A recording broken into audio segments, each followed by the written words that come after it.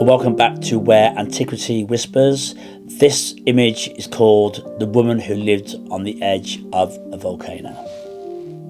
So it was about 2002, myself and my wife decided to go to Kos for a holiday in the summer. And I'm not really one for sort of day trips. I mean, they're okay. I mean, I enjoy them.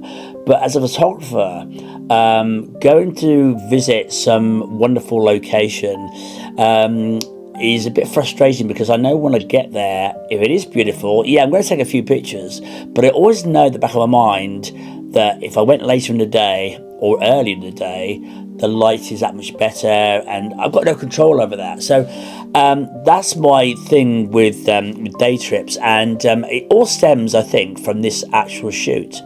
So we decided to go on a boat trip to a neighbouring island called Nisyros.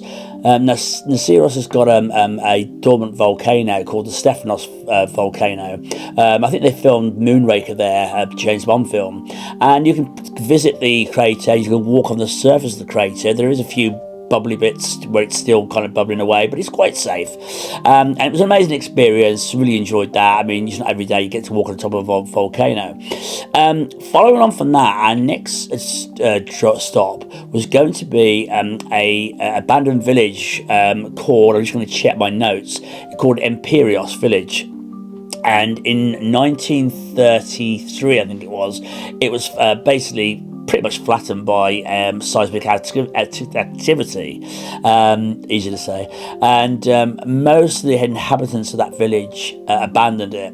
A lot of them emigrated to America, I believe, and other parts of the country, and so it's pretty much empty, and it's just left as it was.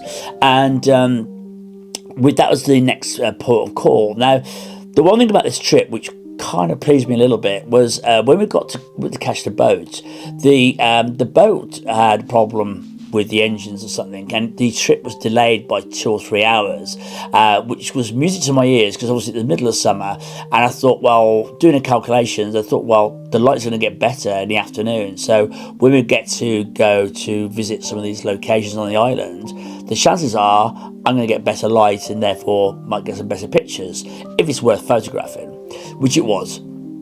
So we're walking around, we've got this tour guide who's really good. He was a Scottish guy, and funny enough, many years later, we end up buying a villa.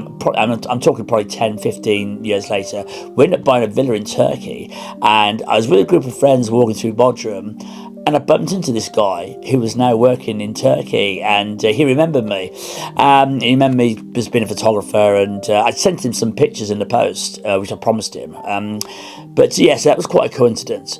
So anyway, so this guy was really good, and he was a photographer, so he was guiding me around and saying, look, this might be a good place to photograph and that. So gradually, I was getting further and further back away from the tour group, because I was busy stopping and taking pictures. And this was in the time of film.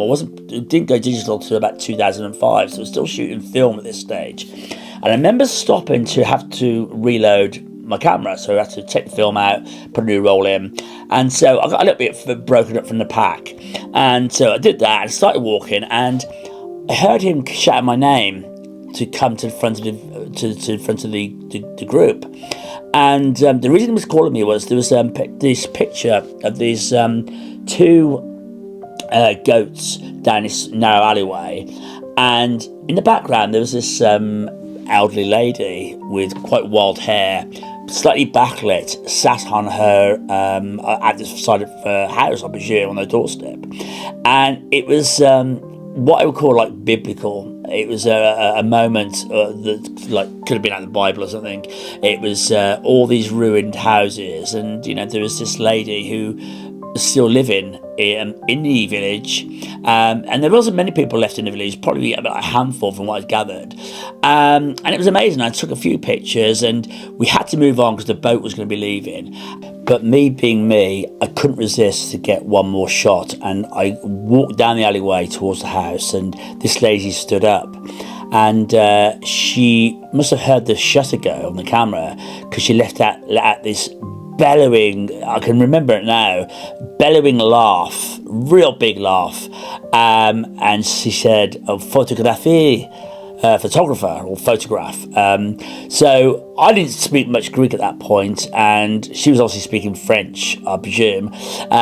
So I didn't have a lot of communication with her, and I ended up obviously having to sort of carry on. I said thank you, and I felt a little bit guilty because I normally like to ask people if I can take their picture, and as I got back to the boat and caught everybody up, I remember talking to the guide about this woman, and he said, I don't know a lot about her, but she's blind. And I said, really? He said, yeah, she lives alone. There's about half a dozen people in the village still, but she spent her whole life living on the edge of this volcano with just her goats on her own, and she's completely blind. And that really blew my mind, and I had so many questions, and even years later it felt like unfinished business. I wanted to find out more about this lady. I was just intrigued, and so that was that. I've published the picture a few times online and didn't think no more of it. And then probably about 5 years ago, we went to Kos again with our extended family, and the hotel we stayed at overlooked the island of Nisyros, and there's a picture in my gallery called As Night Approaches or something, I can't remember now, but it's a picture of Nisyros all lit up. It's in the final ounces of sunset, and it's a beautiful picture, and the island's lit up, and I remember looking at this scene and thinking about her again. And wishing, like I did before, wishing I knew more about the lady, and was she still alive, and what was her name, and all these sort of things. And when I got back, I ended up posting this picture again and the story. And this is where it takes a bit of a turn. We sometimes, well, I do, and I'm sure you do, sometimes we moan about social media. There's a lot of bad things on social media, but there's also occasionally a lot of good things. And what happened was I posted this picture out, and I got this email back from this guy in Australia. I'm just checking my notes. Yeah, and his name was George, and he says, I just wanted to let you know I saw your picture of the lady on the volcano. I just want to let you know her name is Nina Vasiliou, and it was his mother's first cousin, and she used to babysit him in the 1950s.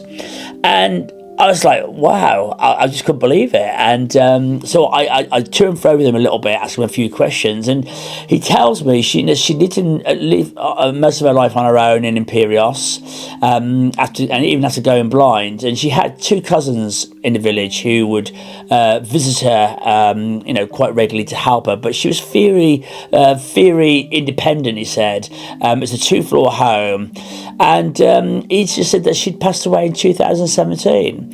And he thanked me. He thanked me for posting the pictures. And I was quite moved by it. And it just answered a lot of questions I had. I had a name now.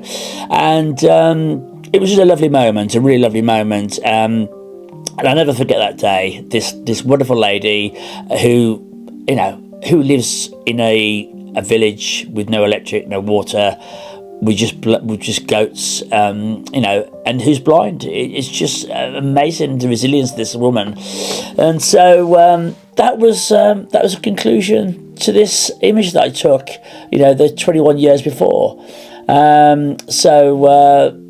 It was fabulous moment. I don't know what the village is like now. Maybe it's been developed a little bit. I've not been back, but it was certainly a shot that will remain with me for the rest of my life.